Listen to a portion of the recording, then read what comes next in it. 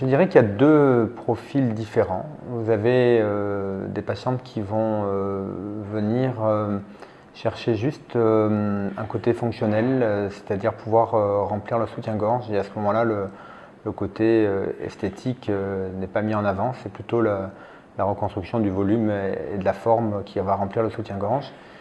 Et puis vous avez des patientes plus jeunes en général qui viennent chercher une reconstruction qui va se rapprocher le plus possible du sein qu'elles ont perdu après la mastectomie ou du sein contralatéral en privilégiant le côté esthétique.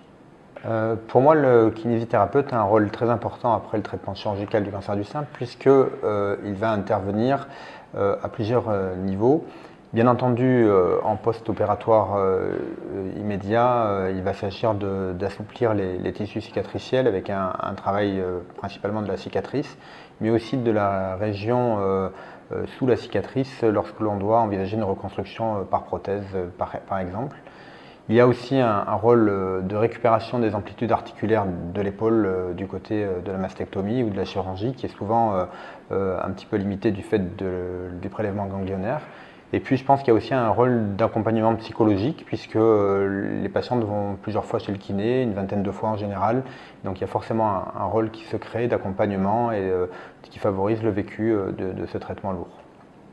On connaît les propriétés du LPG dans le traitement des cicatrices puisque ça favorise la prise en charge par palpé roulé et l'assouplissement des cicatrices. C'est important que les kinés maîtrisent la machine parce que tous les kinés ne sont pas formés et moi j'aime bien avoir des référents régionaux afin d'envoyer les patientes chez des personnes qui ont été formées à ces techniques.